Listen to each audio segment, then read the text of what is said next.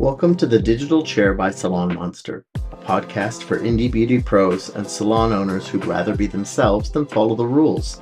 I'm your host, Liam, and this week we'll be talking with Kia Donovan about natural pattern education, creating salon experiences where every client feels seen, and building deeper trust.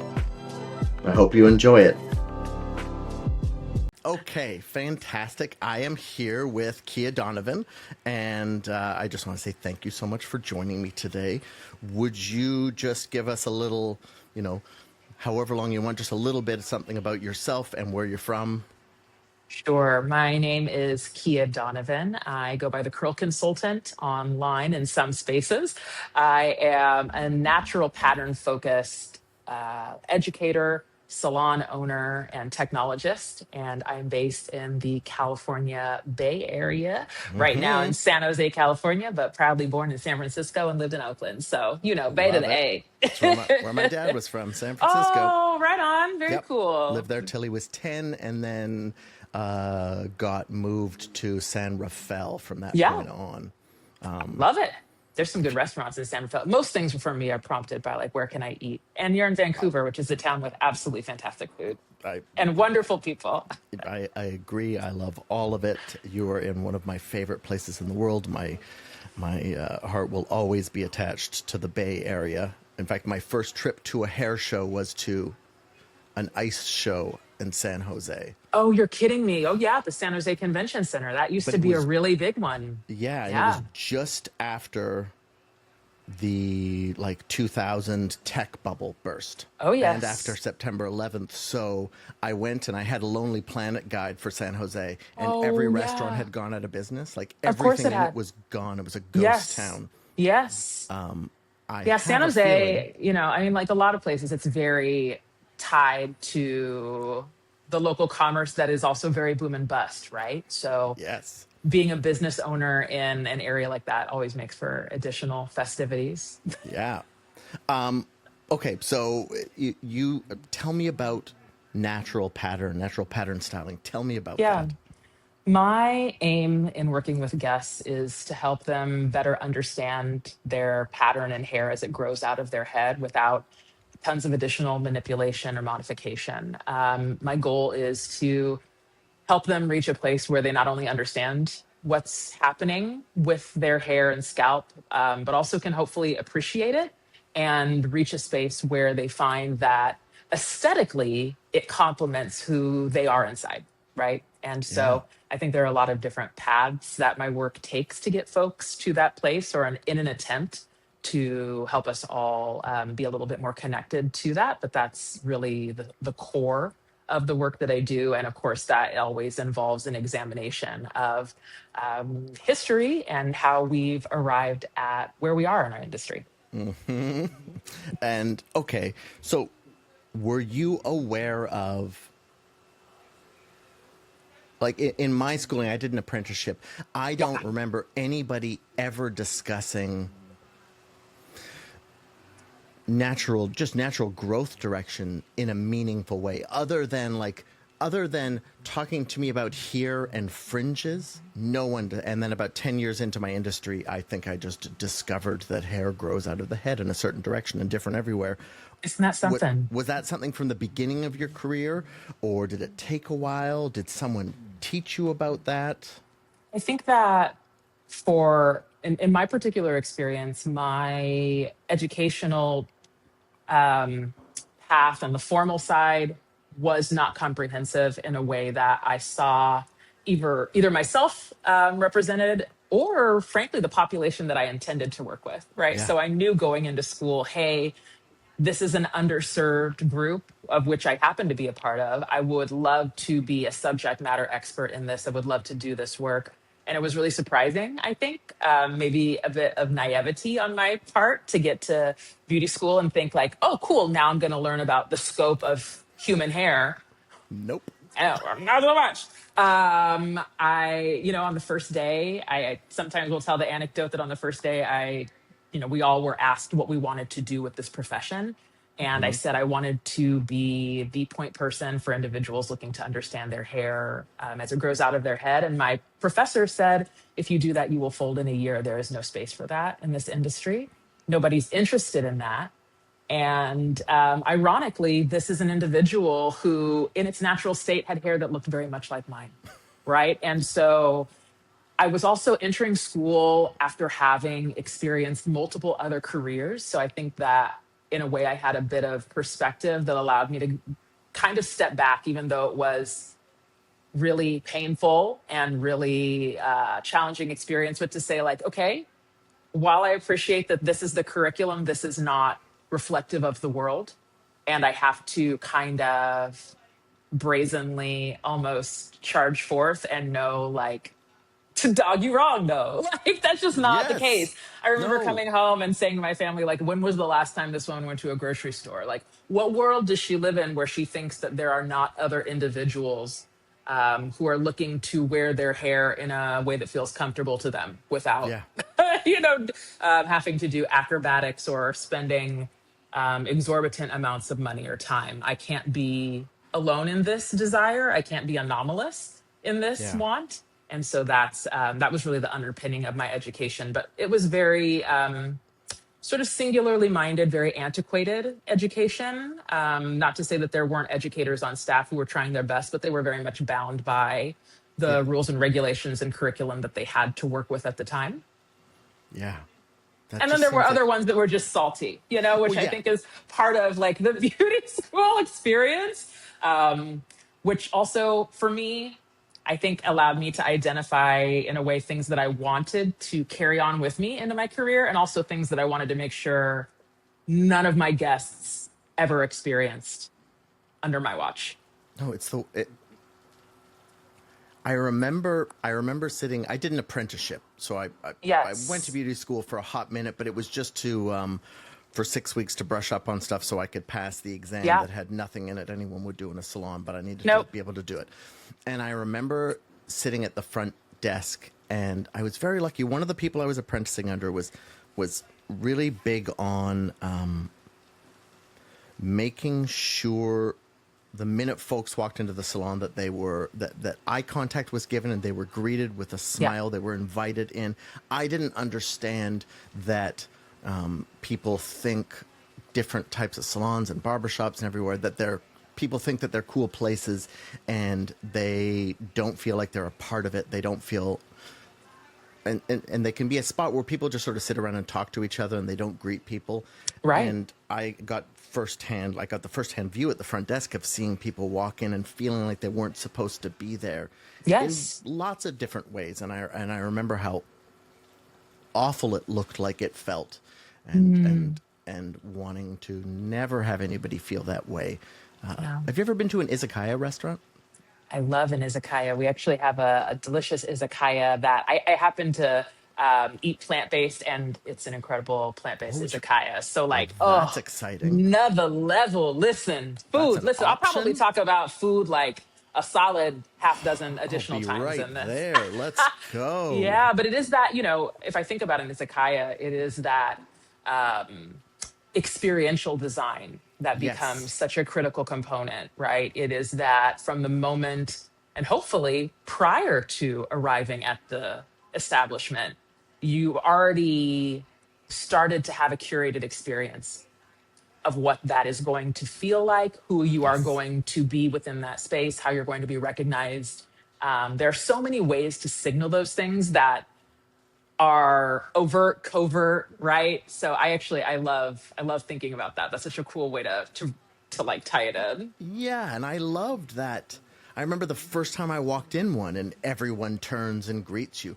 Okay, Yeah. it was maybe, I don't want to say it was off putting. I had never had that many people yell at me at once when I walked in a door. It's new. And It's no one new. told Yeah. me. But no matter how that made me feel, even if I was startled, there was no way I felt like I wasn't supposed to be there.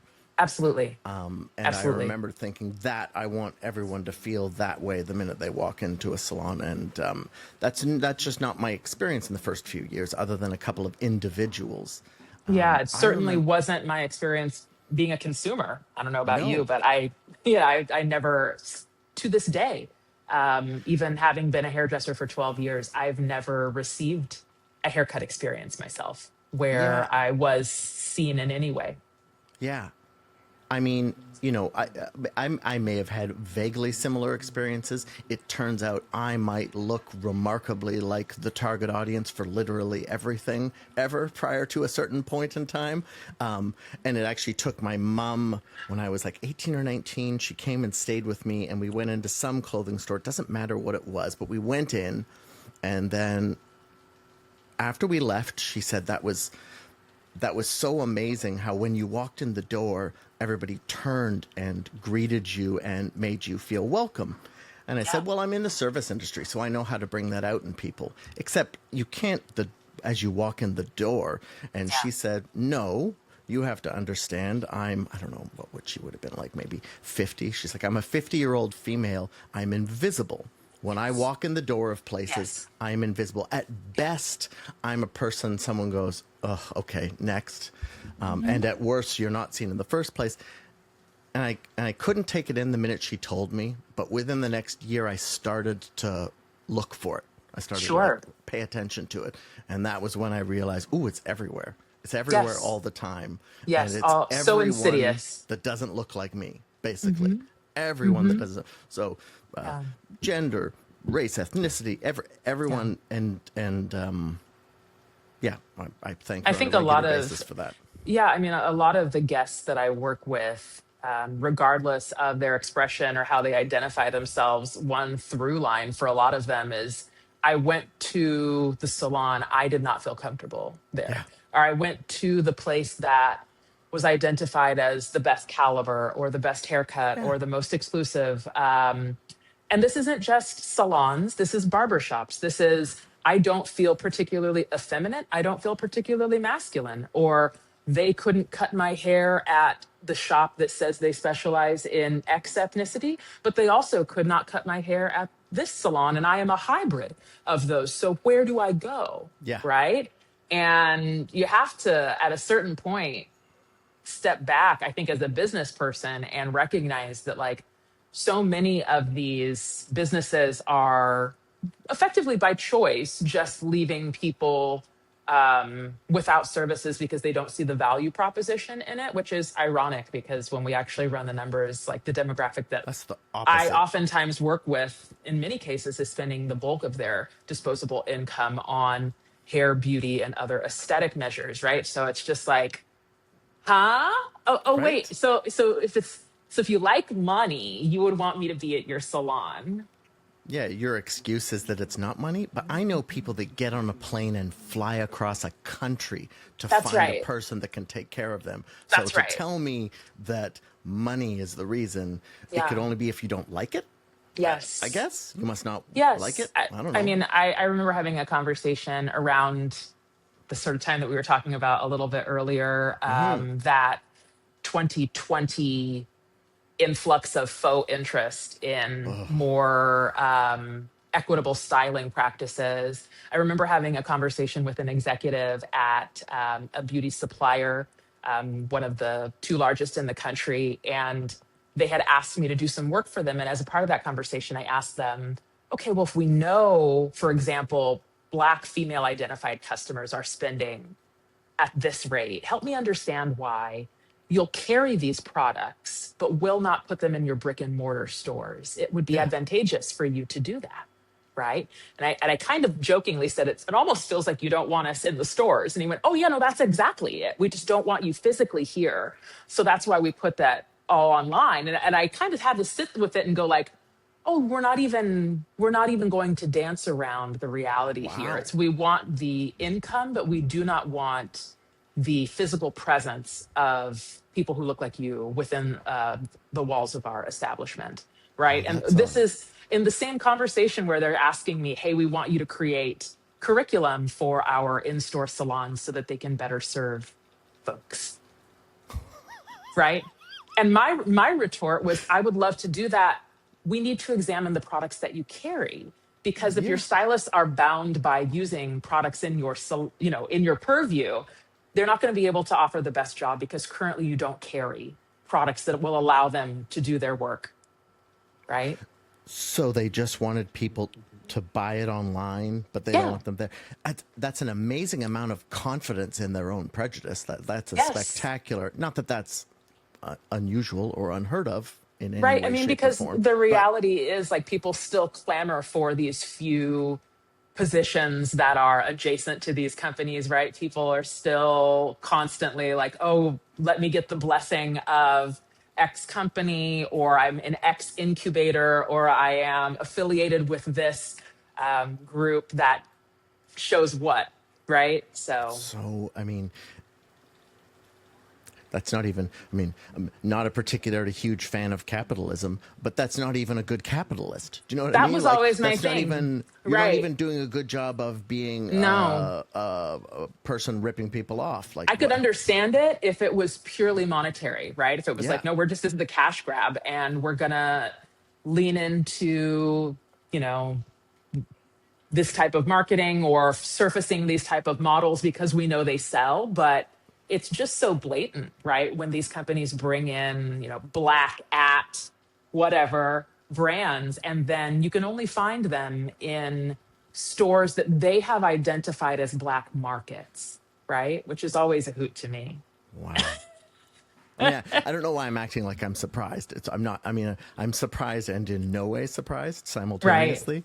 Yeah, I mean, I think in a way for me, being acutely aware of a lot of these nuances of our industry and being privy to some of these conversations or being in these rooms early allowed me to kind of dispel some of the like magic that I had created about these things in my own brain and remember that these are just institutions run by humans and humans are fallible and there are good people and bad And then people, some. Yep. Uh huh. right? Yep. And that for me personally, I actually much more value the ability to remain truly agnostic in terms of what I choose to Yeah. use with my guests than having the support of things that I don't necessarily align with Yeah. in totality or in a way that feels good for me.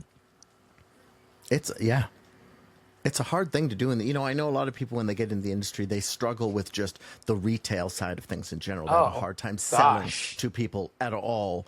Sure.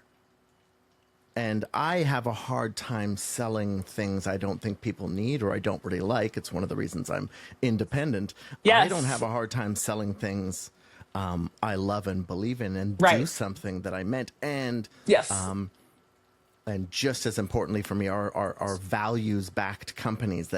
that have a belief system, whatever it might be, whether it's about where their ingredients come from or their hiring practices, whatever. That's as important as what it can do for me. And Absolutely. you can find it, although I do find it tends to have to be smaller independent companies more often than not. Right. And that means that you're paying a tax Yes. for working ethically, right? Or with values driven kind of purpose in mind. I remember having conversations with reps when I first got into the industry and they're like, "Oh, well, you need to be making X percentage of retail," or people that teach these courses that have these very concrete ideas about what numbers you should be moving. And I Yes. remember very, non-confrontationally saying like, I can't buy any of the brands at the supply store. So I actually have to pay full price for everything. So Yeah. there's not actually a platform where I could even retail the products that my guests are using. So I just provide them with that information as a supportive service at the time because there really wasn't a mechanism in place for me to do that. And you just get blank stares. It's like, well, why are you being so hard to work with? And it's like, Oh my am I God. being hard to work with? Or Are do you you guys just sure? not carry anything that works on 65% of the global population? And then you're blaming it on us. It feels Yeah. like a little bit like that, but Yeah. just a Yeah. touch. It's so, yeah. I mean, yeah, I don't, yeah, Yeah, I mean, it's but bizarre. being independent has for me been truly life saving, right? Yes. Because unfortunately, I was not in a position where I could access any type of on the job training or apprenticeships that actually were informed, let alone not harmful. Right? They were actually harmful Yeah. to me and to the customers that I was trying to draw to my salon, right? And so I had to kind of very early say, like, oh gosh, I guess I'm going to have to Yeah. do this alone almost from inception. Yeah.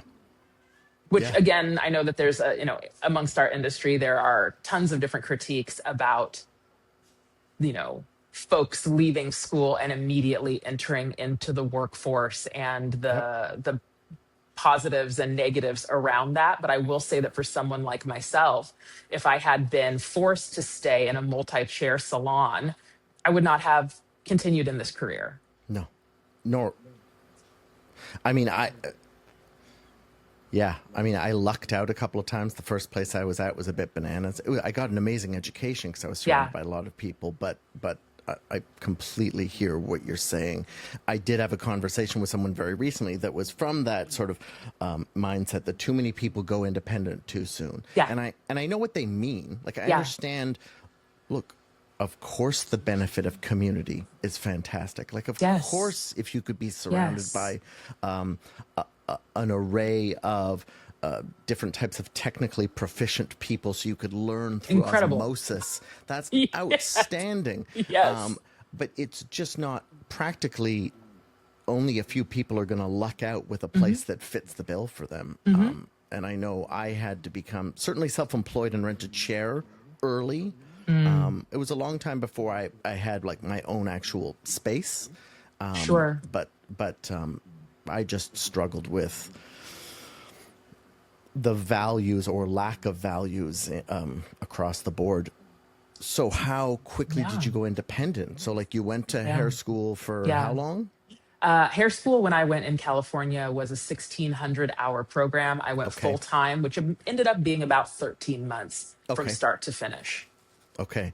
And Yeah. then you ended up in, I'm assuming, a multi-chair salon I to begin with, as we're did. talking Yeah. about. I was very heavily recruited to join what at the time was sort of the cream of the crop. Um, Very exclusive, very expensive, very, in many ways, exclusionary type of salon, but it had Right. a structured apprenticeship program and was very prestigious. And so I took it thinking like, Hard to oh, say no. wow, Yeah. this is it. This is the platform. And even if it's not the perfect fit, it will be able to expose me to learning. And that's great.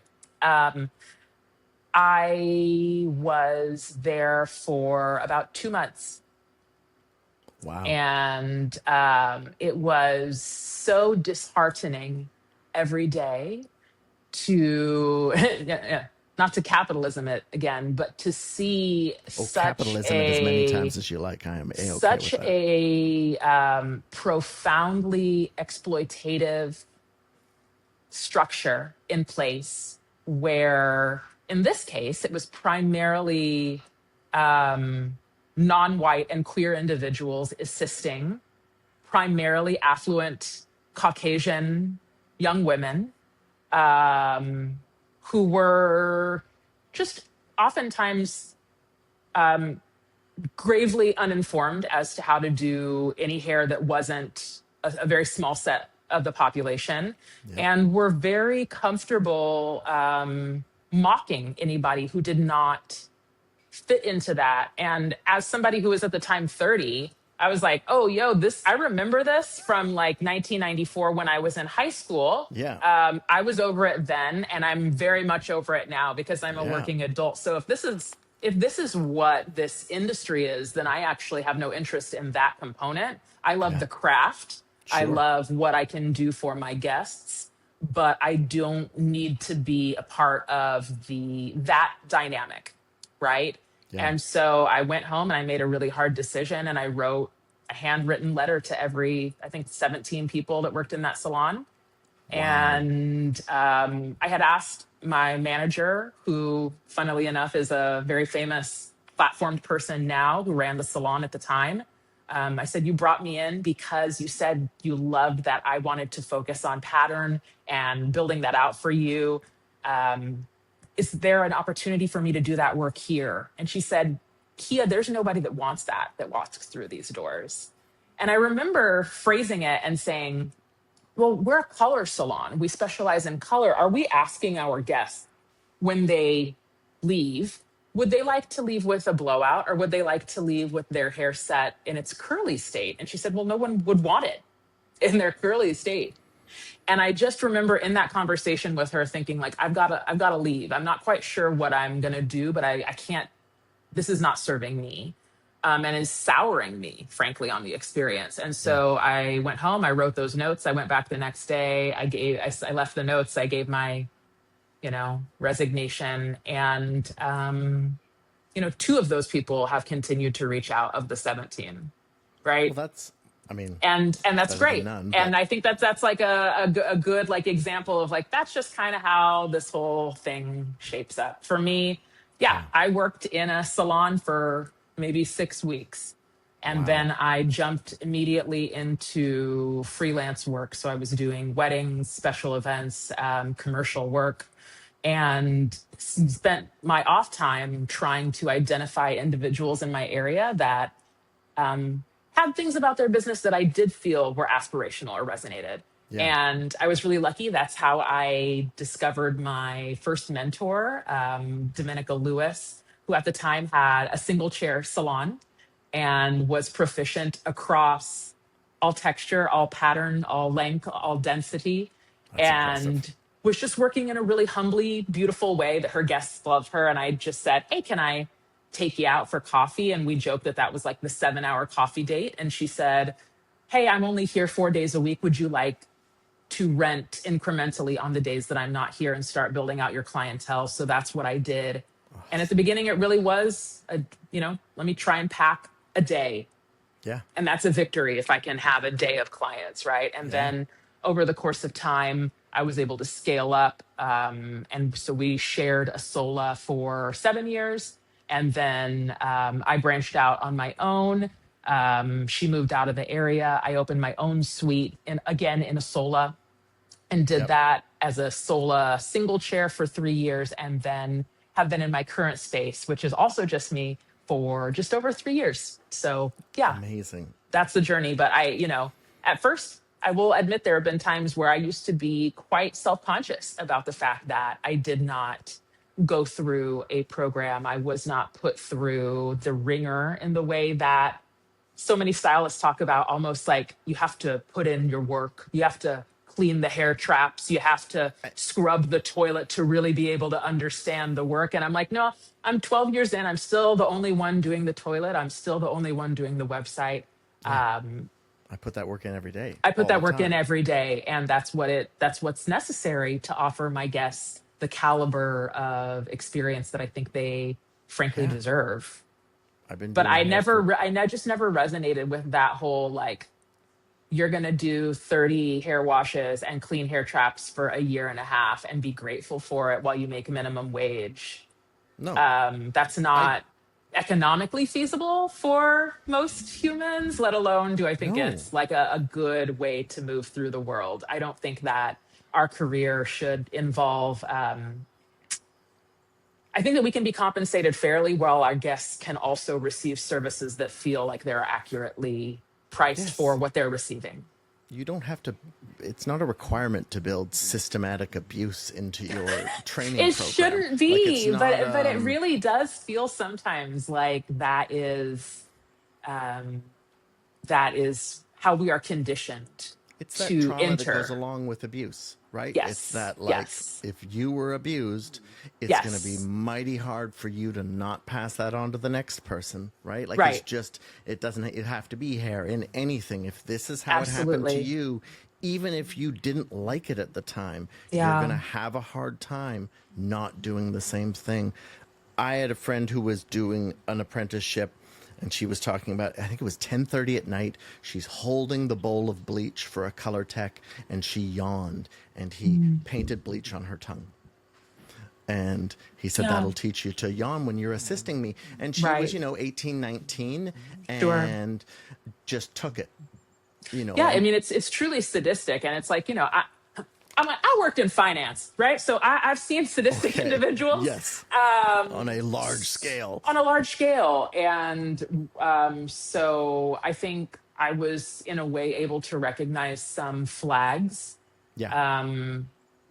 quickly, just given my life experience. And, I also recognize that the careers that I had prior to this work have so deeply informed the work that I do here. And I'm always, I think, as an educator, trying to emphasize to anybody that I teach that having supportive systems and boundaries and processes that make sense for you and your clients are actually the most critical underpinning of the work that we do, because you can be an incredible creative, but if people can't book you, or they can't pay you, or you can't pay the government, you will be stifled, right? Yes, and then some.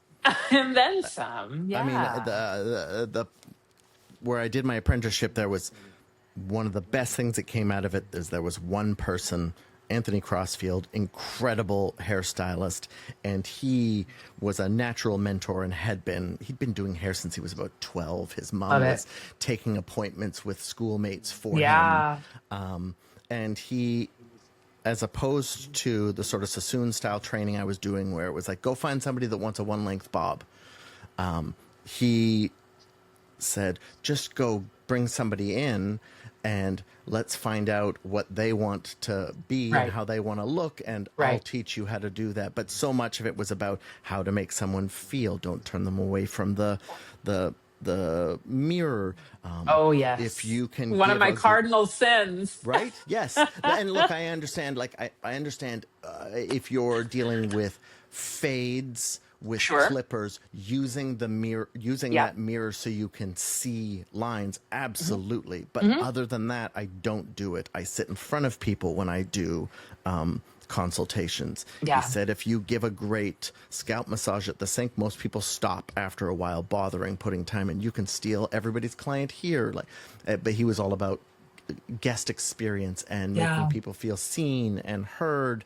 And that was one of the even though that the experience in general there was less than ideal some of the time, which just tended to be the case at most places. But you were still able to cherry pick out things that were incredibly Yes. useful to you that you could carry on with you throughout your career, right? But I wouldn't tell someone the stuff that I experienced that was negative. Yeah. While did I learn from it? Sure. Is it Yes. character building? I guess, but I Yes. don't suggest it as the No. methodology for the education process. No. Avoid it if you can. That's Yeah, not, and I mean, how I think humans learn. it's not. And we have to be a lot more empathetic and flexible as educators in terms of, yeah, listening to folks and really processing what they're asking for in terms of how they want to receive education. And yeah, I think that those elements of the experience, even the fact that I don't work with more than one guest at a time as I have scaled over the course of my career. I think that's one question that I continue to get, even as I moved into a space that had a larger square footage. It was like, oh great, now you're going to be able to Yeah. hire on folks and have assistants and have somebody else in the room. And I've always kind of stood 10 toes down on the concept that my guests are compensating me for work with me. Yeah.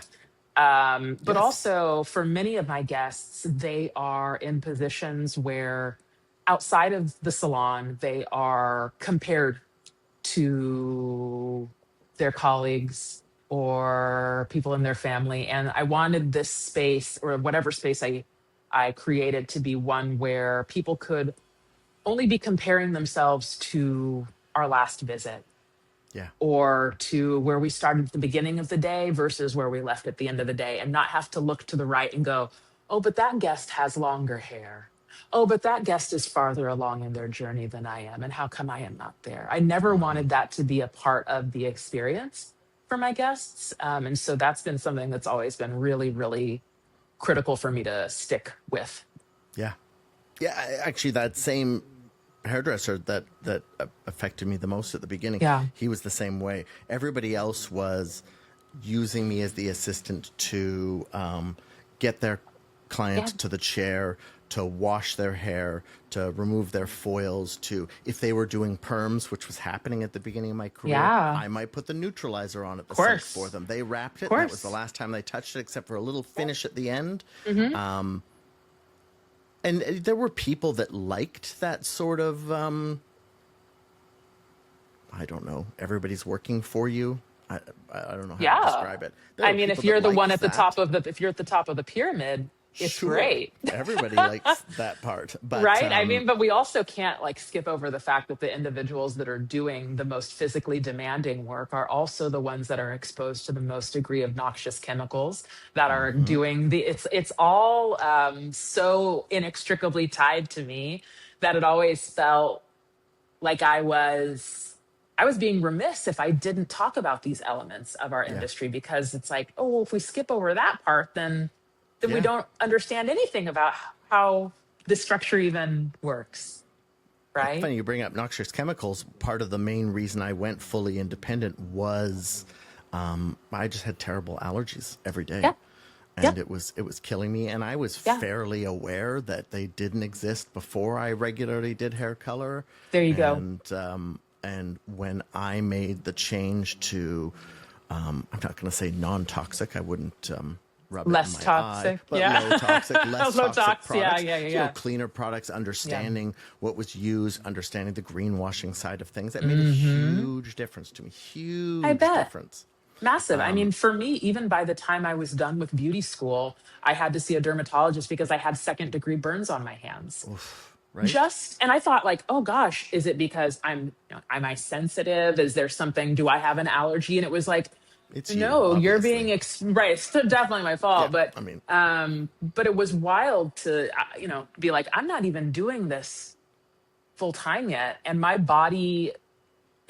skin's burning off, my rotator cuff is popping out, yeah, and I'm being told, well, that's just how this work is, little girl. Like the infantilization of people in our industry was also so nonsensical to me. It was like, if we treat people like they've got a brain, they will rise to the occasion. yes. And this Expect more. profession has some truly brilliant individuals that are, I think being exploited because many of them have not had the opportunity to study the full scope of impact of the Yeah, things that they're exposed to. But if they did, they would make different choices, right? And so I think that for even if I kind of relate that to my business, I have a lot of guests that for many years chose to use processes where they expose themselves to things that they're now facing health ramifications for, right?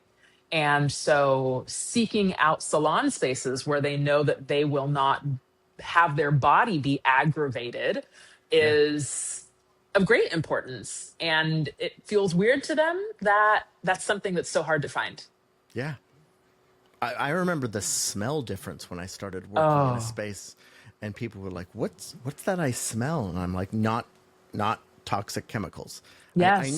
I know we can have a tendency to get attached, like, I love the smell at a gas station. Is that good? Is it No, great? I'm just attached to it. In the same Yes. way that I know some people like the smell of a perm. I never did, Yeah. but whatever. Yeah. I But mean, it I smells always tell so my nice. guests, I always say the bulk of the things I will use here at the salon are fragrance free products. Yep. If you like scents, that's awesome. And I will tip you off to equivalent products that have varying scent profiles that Yep. perform similarly. But my base is always going to be seeking out things that don't have a scent. Also, a lot of my guests, I find when I first start working with them, are being bombarded with the idea that they have to use a multitude of products, oftentimes from a Oh yes. multitude of lines. Oh And then they end yes. up walking around, smelling like a coconut, a pineapple, vanilla, lavender, and bubblegum. And you're Totally. like, this is wild, Is this working for you? right. And I mean, it is, I think, again, I like to play devil's advocate, but for 12 years now, I've been asking every single major brand I engage with, would you consider a fragrance free product? And I'm usually just laughed at to my face. Yeah. It's like, okay, well, tell that to all of the guests that I see who are like, oh my gosh, now my dermatitis is not flaring up. Now this is not an issue that I thought was an issue. It's like all of these things that they thought they were having issues with were actually reactivity to things that they were habitually exposing themselves Yeah. to, Yeah. right?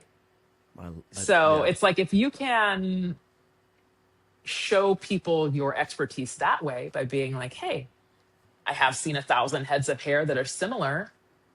Let's Yeah. try this and process of elimination this and see if we can uncover some of the problems that you're experiencing. I think that once you start to quickly fix problems that have been problems for people for decades, they start to trust you in a different way. Yeah. I feel so happy for not all new hairstylists, but there's lots of negatives to social media. I could name Yeah. 1,000. We could go on Yeah. and on and on. But the Yeah. way in which it's allowed certain communities to find each other, I was Yeah. alone. And I'm Mm-hmm. sure you were alone. So many of Very us much were so. alone in Yeah. what we were looking for. And actually, not even alone. I was probably like you, given the impression there wasn't anywhere. There was no one and nothing. And It's what you're not that, asking for is actually bad. yeah, It's you're doing something wrong by asking for that scenario. yeah, and I'm hoping more people can find what they're looking for now. Yeah. Yeah. I, As somebody who tends to be on the sort of early adopter side of tech and loves the sort of UI, UX conversations around technology, yes, it is, I think, a double edged sword, right? If I think yeah, 10 years ago, when my guests went online, they often had a hard time, to your point, identifying, hey, here's somebody who might have hair pattern that's similar to mine that I can use as a frame of reference, right?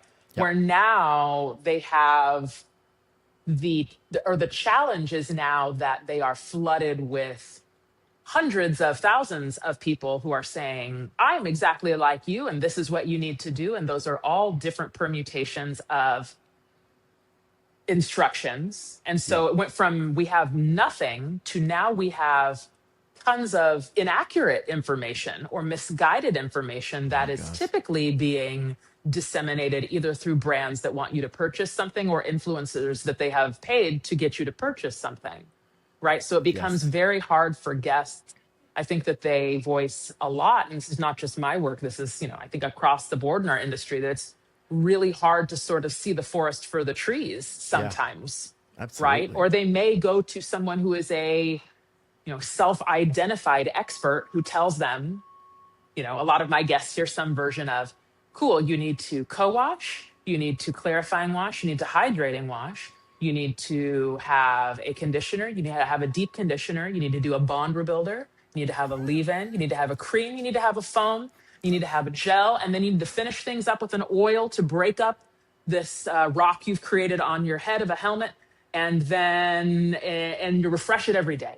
Like that, that's bananas. it's That's bananas. ridiculous. It's offensive to me that line of thinking has become so popular. I think that guests are pretty categorically shocked when I tell them that nobody needs to own more than 5 things.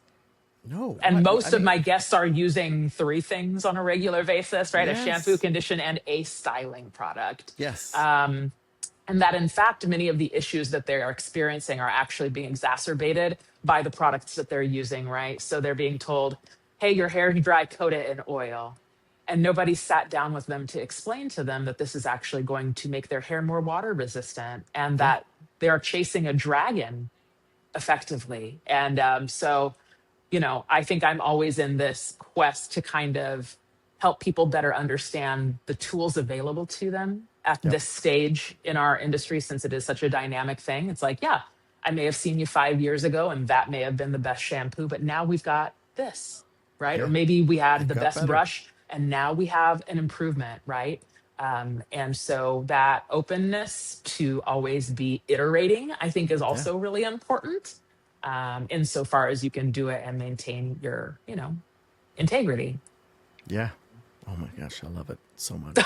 I mean, you're Yeah, you're you're on the tech side too, though, right? So yep, you understand what a pivotal difference it can make to give somebody a smooth interface as they book with you, or right, like Yes. in my experience, for me, my intake process is actually really, really critical to the Yes. success of my business. And I've been kind of hyping up getting other stylists into doing more sort of due diligence to set themselves up for success so that they're not ever in a state of like, oh gosh, how do I deal with this when somebody walks through the door, right? I Yeah. think that it also really establishes us for our guests as, oh wow, they're really going to come correct, right? Yes.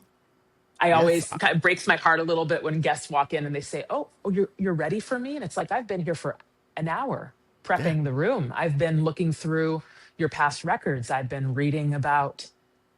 researching the products you listed in that you're using in case I'm at all unfamiliar with them because I want to know what the ingredients are. And it's like, Oh, oh, it yeah. breaks my heart that the last 15 years you've not had an on-time hairdresser, let alone one that cares about you as a guest.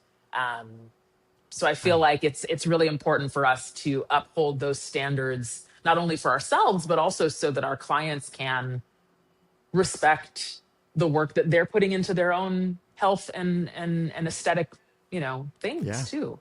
Yeah, when I started using I put an intake form in front of my online booking link Yes. for anybody that isn't Yeah. getting just a haircut. I could do it for everything because I want to know, what do you like about your hair? What do you not like about Yeah. your hair? Tell me. I want to know how I can make sure you leave feeling better than when you arrived. I want to know your Absolutely. budget because I Yes. want to know what version of what I think you need is something you can pay for. I don't want you. Yeah. I want to find something for everyone. I don't want to turn people away unless I think I'm not the person for you. Like if I feel Sure. like, you know what, there's somebody that's so much, I can just tell that you're perfect for this person I Yeah. know. Yes. I love being able to do that. That's actually like what I Yes. love. Yeah. Like I love being able to be like, you know what? You want electric green hair, and I have got just a person for you. Yeah. Like I don't, and that's Right. a great example for me because I don't do, because I haven't traditionally had a huge clientele that loves sort of like big, bright fashion colors. I don't get to do a lot of it. So that whole ability to put rainbow in a single chunk of Yeah. hair, Yeah. you got to go see. Do you want to, I'm not, this I'm not, person I'm you not, you're see? not my point man on that one. Just Nah. don't want it. No, you don't want to see somebody that did it that one time. You want to Yeah. see somebody that Yeah. did it 10 times last week. Yes. No, I mean, I don't want to that's turn such an any important person point. away, but I don't want someone seeing me for something where they can. It's not even that I can't do it; it's that there's someone that's even better at it, and you're going to have the Yes. best time. Yes. I love working synergistically with other stylists, right? And Yeah, to me, that while I've not had the in-person day-to-day stylist interaction that yeah, would necessarily have working in a multi-chair salon, I've found community that way, right? yeah, By being able to say, oh, one of my favorite guests in the whole world is moving to a new city. Let's set you up with this other practitioner who yeah. I know is going to offer you a level of care that is comparable to what you become accustomed to with me. Exactly. And that is like, that lights me up. Like, I don't see that as a loss in any way. It's like, oh my No. gosh, continuity of care. Like, we love to see it. So that has been affirming to me in this Yeah. industry as somebody who oftentimes works in a way that's pretty siloed. And realistically, for the last year, I have not been online strategically, so I Yeah. decided to take about a year off of Instagram. Good for you. And it's been a really cool learning experience. It's definitely different, but has also allowed me to, I think, explore some things about my own practice that I might have talked myself out of when I was so over inundated with what other people were doing on the internet. Well, it is a little bit of I mean, it felt like we reached a point, especially with Instagram, where most hairdressers' accounts were for hairdressers. Like it was Yes. it wasn't Yes. built for guests. It wasn't No. built for business. It was built to, I don't know, impress each other. And It was yeah, just a flexing competition It I don't felt think I've. like in many respects, right? And it also, I think, for me, in a lot of ways, started to feel like people were just they were affiliating themselves with, maybe a brand or a platform, for example. But I also had a lot of DMs from people that were like, hey, I actually don't like using any of this stuff that I post about all the time. Right. What should I be using, Kia? Tell me for free, you know? And it always was such How a can like I be just a very better? surreal experience, Mm-hmm. right, to have folks that were being uplifted and platformed as industry leaders privately admitting, oh, I don't actually like that either, but I'm contracted to use it and they pay me very well. I don't need to be a part of that. It does not No. serve me to be a part of that or around that kind of environment, because I think that that kind of stuff just gets really normalized, unfortunately, in the Yeah. same way that like our industry really needs to have like HR. Yeah. Like there's so many things where like um, we need to be able to have more respect for our profession, I think, because I'm too it's truly opinionated. like it's what we do is a really big deal, Yeah. regardless of if all elements of society uplift the work that we do. We are, we're very integral to the lives of our community members. We know it. Um, and so I really think that the salon itself is actually that's a third space that is actually really important for us to Yeah. uphold. You I think know, we saw it at the height of COVID. I think we yeah. got to see, like, when we got to come back, a whole Hmm. bunch of people realized Hmm. its value and its worth. Not everybody, and it Yes, didn't last forever, but for a little bit there. for a while it did, and it's funny you, just to go back to, you talked about like people offering services that they weren't equipped to offer. I think back to when I worked in suites, and pretty frequently I would have other stylists like pop their head in and say, hey, I've got somebody in my chair and I don't know what to do, can you tell me real quick? I told them I had to go to the bathroom, Right. and it was like, do you think I can, in the time it takes somebody to use the bathroom, explain to you my craft? Like that's, Yeah. I would love to teach you. I actually am a professional educator. There Yeah. are ways to learn now. And so to Here's my bring it back website. to education, I think that 10 years ago, it was a lot easier to fall back on, oh gosh, there's just nowhere to go. And it's so hard to get educated about these things. But now that's not as viable No. of a line, I think. Whether or not people want to compensate or seek out the education that exists, that's another conversation, Sure. right? That's a big But conversation. there We'll have that is another time. That's fine. there Let's do is that again. right, but it's like Yeah. there is education now. There is both brand specific education, and there are independent educators that Yeah. have tons of different approaches and portfolios. So if you're saying like, I have $3,000 to fly to the same balayage class every year, like, okay, cool, you're doing that because you want to be photographed with certain people, but like, is that actually improving on your craft? No. I don't know. I mean, I'm I sure. think Okay, I'm sure it is to some degree, just iteratively. maybe to some Sure. degree, but I think that as somebody who I can't walk into any of those places and receive even a head wash. How are you that great? Not to Yeah. be like a turkey about it, right? But like, if you are the best hairstylist in the world, I think that there's something a little bit earth shattering or paradigm shifting about somebody like me walking in and potentially saying, I broke my hand and I can't wash my hair. Can you just wash my hair? I have an event tonight. You can't do that. Yeah. So instead, they make their environments so deeply unfriendly to anybody who doesn't fit this prescribed aesthetic that, like, I teach a class on cultural competence. And one of the things is like, if I walk into a salon and I don't see any products I can use, I don't see any dryers that work with my hair or a hooded dryer, you can say all sorts of things about what a great job you would do for me. But I know that that's just not possible because you don't have the tools at reach, Yeah. right? And so there are so many ways that we can signify to guests that we actually do care and we are putting in the work, right? And that's regardless of how we identify.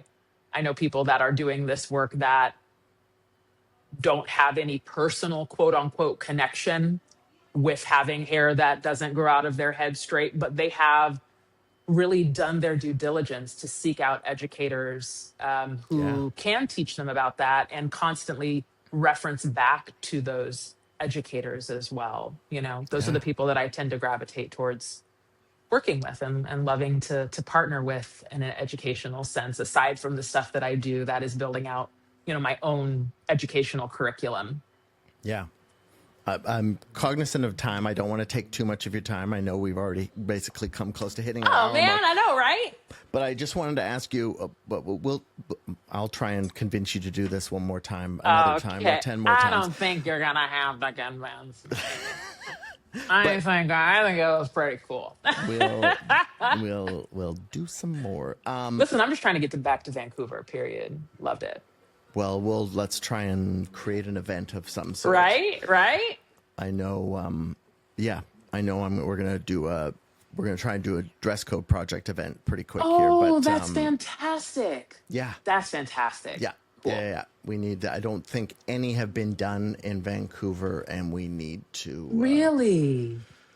Yeah, well, it's not for lack of a Yeah. community. Yes. And there are, and I shouldn't say anything.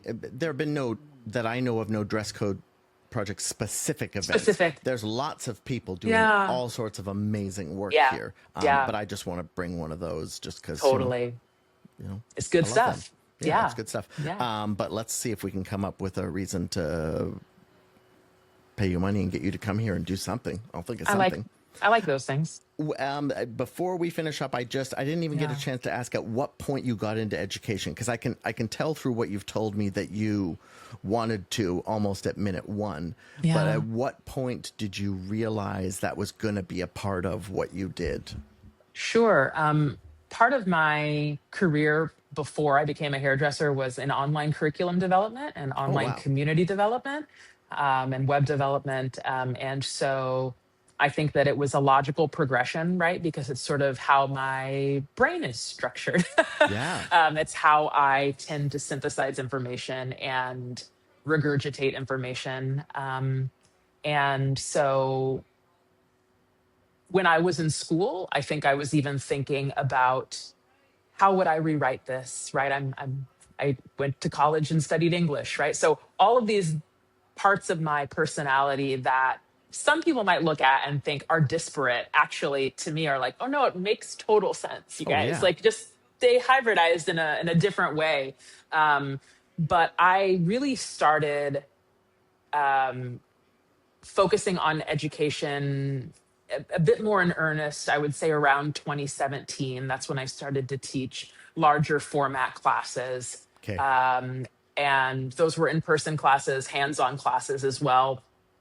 And learned a lot through that experience, learned a lot about the structures and positives and negatives of working with trendy salons or salons that have clout, right? And kind of like we talked about earlier, their desire to have minoritized people so that they can look like they have a cosign, right? So at first it was like, oh, what an exciting experience. I get to teach in these things. And then you open up the door and you go, oh gosh, this actually still need some work. And so that helped reinforce the idea that I could really build out education of my own, right? And then when the pandemic happened and we were no longer allowed to touch individuals, right?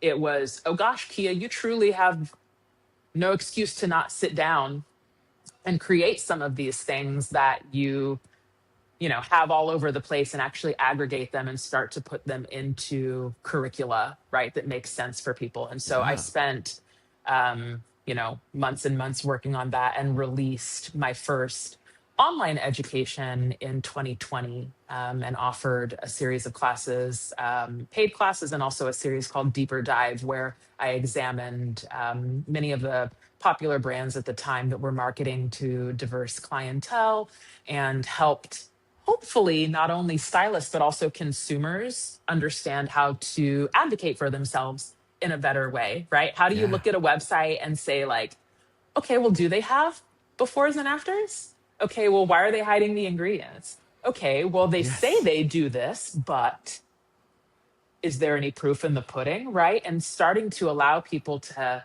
trust their instincts more and just be Yeah. more informed consumers. I think that's one of the most helpful things that we can do. And it also, like if you've informed your guest and they're educated and they still choose to come back to you, that to me means more than people coming to you out of desperation because you're the only person who offers a service.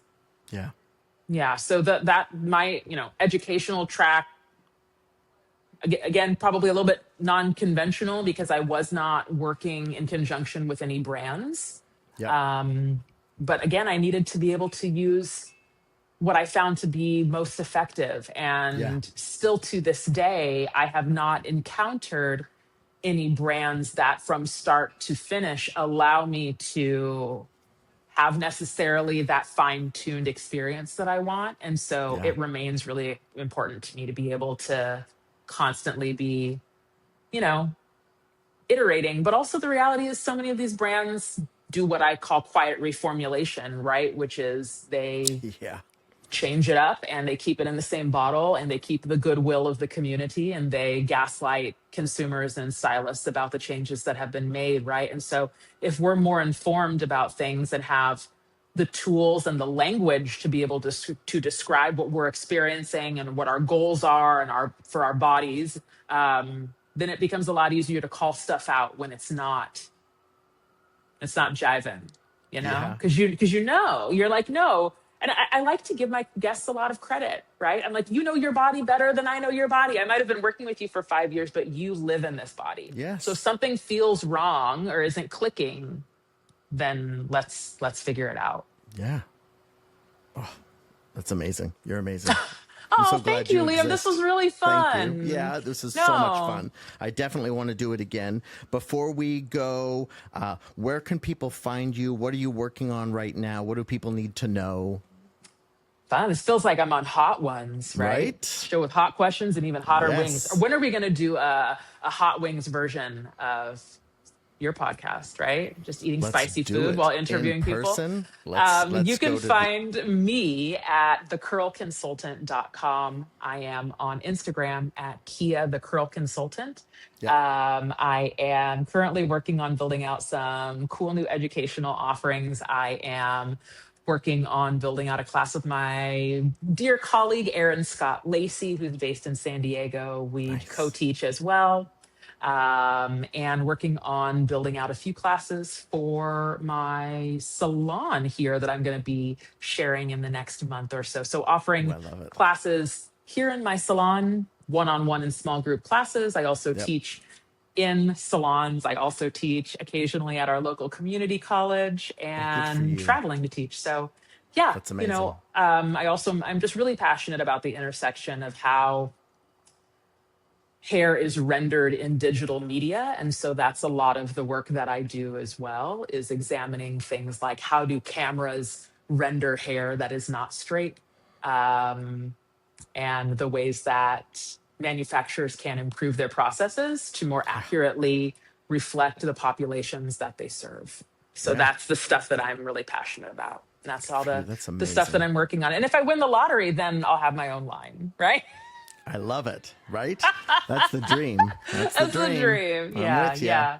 All But right. Well, this has been really, really awesome. So I really appreciate all of the fantastic. super thoughtful things that we got to talk about. It's been really cool. I'm not sure I thought of any of them. I think I just opened my mouth and you took it from there. But Oh thank you. gosh. Thank We'll you, do it Liam. again. And yeah, let's talk again soon. Awesome. Very Appreciate cool. it. Take care. You Okay. too. Bye.